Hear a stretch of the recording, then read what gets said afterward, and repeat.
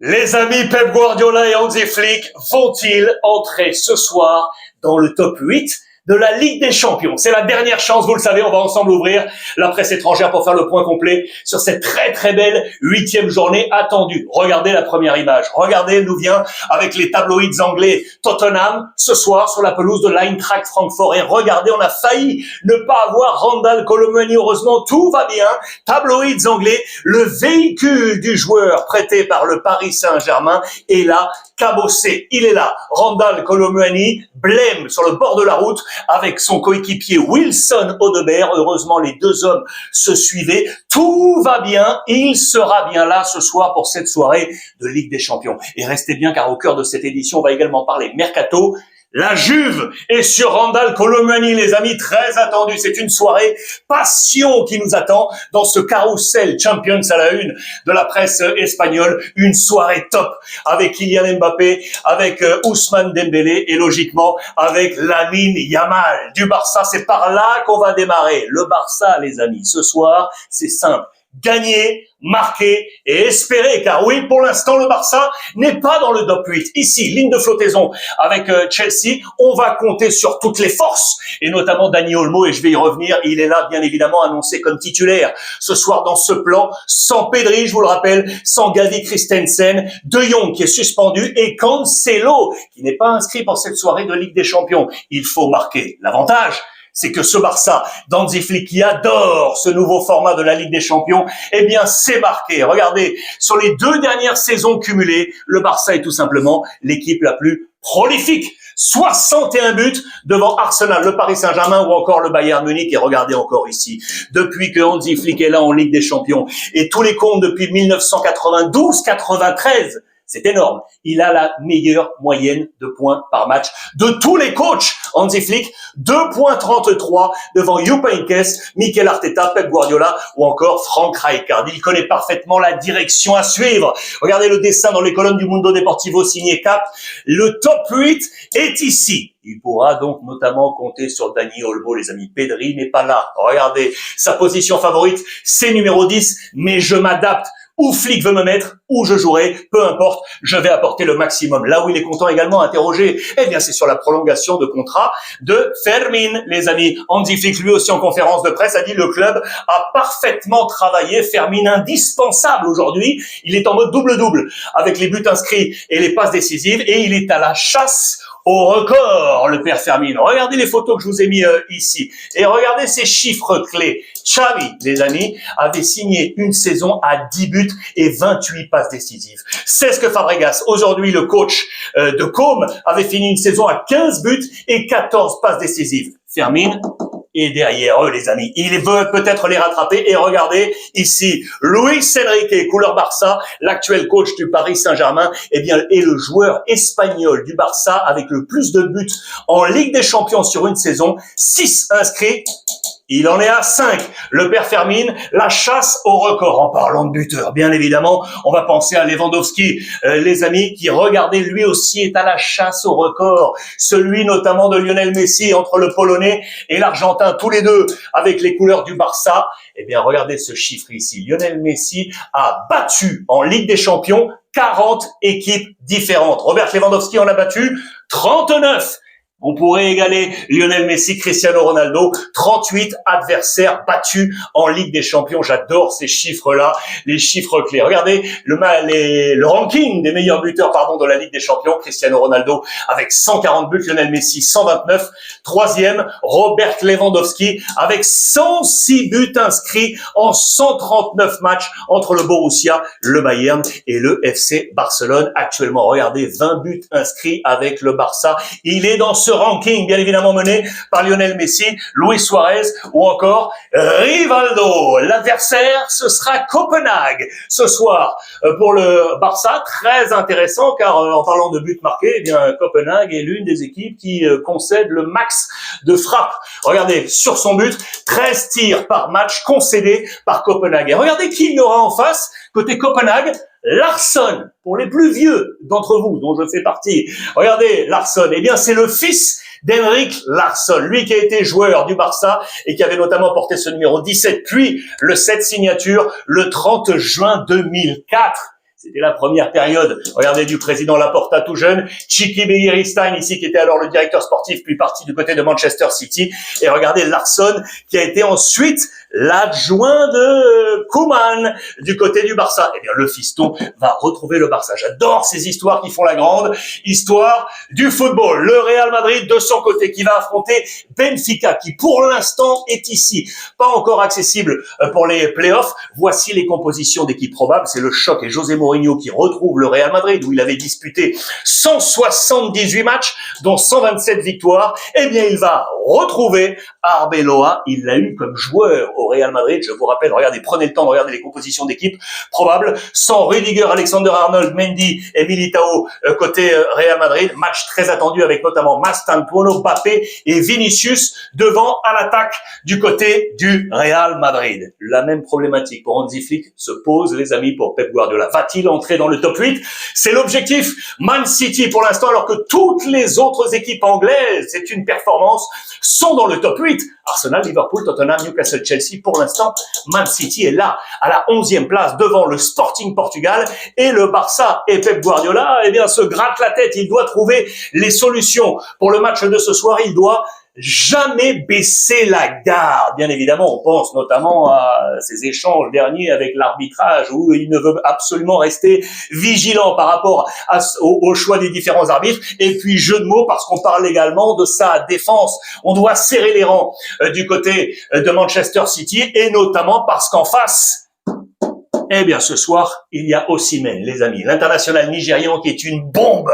Osimhen est pour se transformer en Manchester. Vous le voyez ici, Galatasaray qui est à la 17e place pour l'instant en play-off de cette Ligue des Champions. Et Osimhen, les amis, regardez ça aujourd'hui à Galatasaray. C'est 50 buts en 59 matchs. C'est absolument incroyable. L'ancien joueur de Wolfsburg, de Charleroi, de Lille et du Napoli. Attention ce soir pour Manchester City. Osimhen, en parlant de Manchester City, encore vous montrer ça parce que Doku, l'ancien Rennais, est passé en conférence de presse. Il a notamment été pointé du doigt.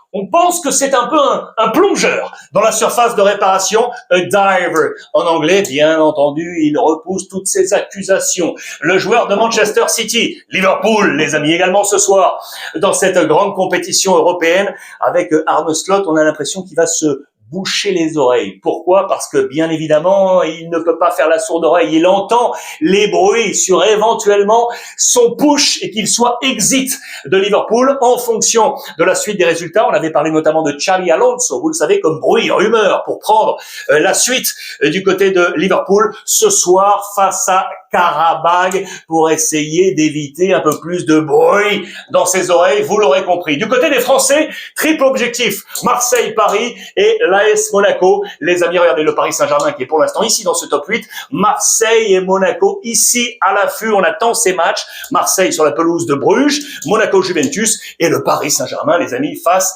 à Newcastle. Voici les formations probables attendues, principaux absents avec Lee, John Tou et le petit Dro Fernandez qui vient d'arriver, qui n'est pas qualifié sous les couleurs du Paris Saint-Germain. Attention à Nuno Mendes qui pourrait être suspendu en cas de carton jaune. J'ai adoré ce papier dans les colonnes de l'équipe, les amis, signé Loïc Tanzi sur Gvara, qui est annoncé titulaire ici avec Barcola et Ousmane Dembélé, pour nous montrer qu'en Ligue des Champions, c'est plus performant que dans les autres compétitions, et notamment la Ligue 1. Regardez ça. Minutes jouées, 79% en Ligue des Champions. Regardez le nombre de buts marqués en 90 minutes, c'est meilleur ici en Ligue des Champions. Le nombre de passes décisives, c'est meilleur également en Ligue des Champions. On frappe 3-4, 3-4, c'est kiff-kiff. Le nombre de dribbles, c'est un peu meilleur ici à droite, mais regardez les nombres de ballons récupérés, eh bien c'est meilleur ici du côté Ligue des Champions. Vara, très attendu ce soir, face à Newcastle, l'Olympique de Marseille, qui affrontera donc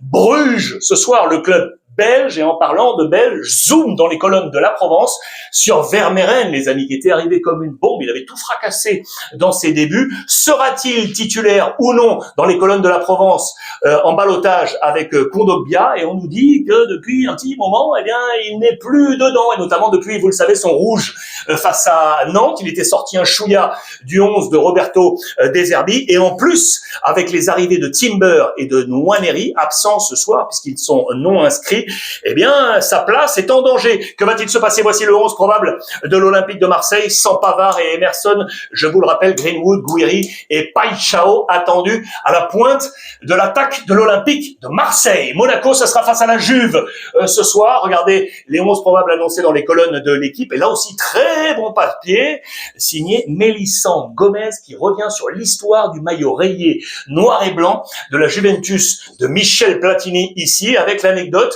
maillot emprunté, entre guillemets, au club anglais de Notts County. Allez voir ce papier, très intéressant, dans les colonnes de l'équipe. La Juve qui aura une option équipe 2. Spalletti, bien entendu, va gérer son effectif, et notamment avec Openda et Koopmeiners qui devraient être titulaires dans ce plan de bataille de la Juventus de Turin. Très important pour les Italiens, d'ailleurs, le ranking UEFA, parce que les Italiens sont pas mal du tout. Ils sont à la chasse, notamment, des Espagnols, les Anglais. Vous savez que le coefficient a changé du côté de l'UEFA. Les Anglais, forts de leurs résultats en Ligue des Champions, ils sont tout là-haut.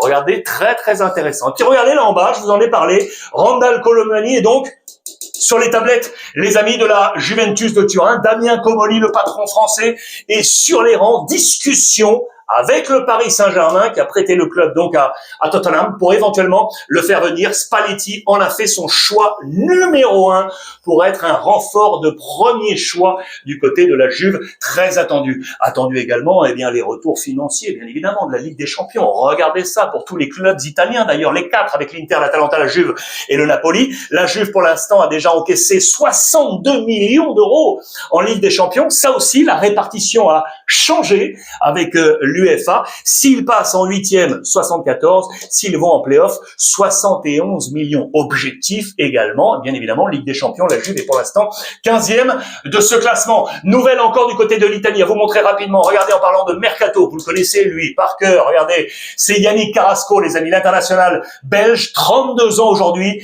qui était parti du côté de la Saudi Pro League à Al-Shabaab. Eh bien, l'AS Roma, les amis, l'AS Roma est très intéressé pour le faire revenir en Europe. Lui qui a été formé du côté de la Belgique, et puis Monaco, l'Atlético Madrid, la Chine également, et puis Al-Shabaab. Que va-t-il se passer? Valeur marchande actuelle à 6 millions. Il avait atteint les 40 millions d'euros. Roma peut-être destination pour Yannick Carrasco. Milan, rapidement, qui attend du mieux de l'Américain Pulisic, les amis, en 2025. 10 buts marqués. 2026, Walou, pour l'instant, et Milan a besoin de lui, il est à la relance. Regardez, en parlant des grands noms du football européen qui seraient peut-être de retour. Insigne, les amis, Lorenzo Insigne, 34 ans, l'Italien qui était du côté du Canada, à Toronto. Eh bien, il a reçu un petit coup de fil, notamment d'un homme qu'on connaît bien, Verratti. Ils ont en commun le club, regardez, de Pescara. Eh bien, il pourrait revenir à Pescara, là où il était en 2011, 2012. Lui, l'enfant de Naples, où il a été formé, va-t-il retrouver l'Italie? Affaire à suivre. J'adore ces histoires. Regardez, Mercato encore et Ligue des Champions. L'Atlético qui ce soir affronte Bodo Glimt, qui est ici 28e. L'Atlético est 12e. Matteo Alemany, le directeur sportif, en discussion avec El Cholo Simeone. On est en opération low cost parce que pour l'instant on n'arrive pas à trouver le numéro 6-8 qu'on souhaite du côté d'El Cholo Simeone, et du coup on serait en train d'aller chercher Goretzka. Je vous en avais déjà parlé du Bayern de Munich, joueur très attendu. D'autres joueurs également sont sur la liste. Regardez Lookman ici de l'Atalanta, et je pense également à Igor Jesus de Nottingham. Voici les 3 profils qui pourraient rejoindre l'Atlético Madrid. Et puis la dernière info à vous montrer, regardez, car ce soir, les amis, Chelsea affronte le Napoli. Chelsea-Napoli, vraiment gros match. Eh bien, ce soir, cela fera 100 matchs, exactement, 100 matchs de solitude pour cet homme, Raheem Sterling, les amis. Aujourd'hui, vous le savez, Sterling n'est plus du tout dans les plans de Chelsea. Il n'était pas dans les plans de Maresca, de son retour de prêt d'Arsenal la saison passée. Il n'est pas dans les plans de Rosseignor, le nouveau coach. Et du coup, on s'interroge aujourd'hui quant au futur de Raheem Sterling. Est-ce que vous iriez le chercher? Son dernier match avec Chelsea, c'était ici. C'était le 19 mai 2024 pour une victoire face à Bournemouth. Il était arrivé du côté de Chelsea en 2022 pour un contrat de 5 ans en provenance de Manchester City, 47,5 millions de livres. Il a encore 18 mois de contrat. C'est 325 000 livres par semaine. 325 000 livres par semaine après son prêt à Arsenal. Que va-t-il se passer? Chelsea me chercherait quelque chose autour de 15-20 millions d'euros. Il y a encore 18 mois de contrat. On peut le vendre et on peut encore espérer capitaliser sur Raheem Sterling, formé du côté de Liverpool, puis Manchester City, 63,5 millions d'euros, puis Chelsea et donc Arsenal. Sa valeur marchande actuelle est à 5 millions. Elle a atteint 160 millions d'euros lorsqu'il était à Manchester City. Question, iriez-vous chercher Sterling aujourd'hui si vous étiez patron de club? Vous me répondez bien évidemment en commentaire. Et puis ce soir donc, grande soirée Ligue des Champions. Hâte de vous lire avec, comme d'habitude, beaucoup de gourmandises. En attendant, profitez des vôtres et passez une bonne journée. Je vous embrasse les amis.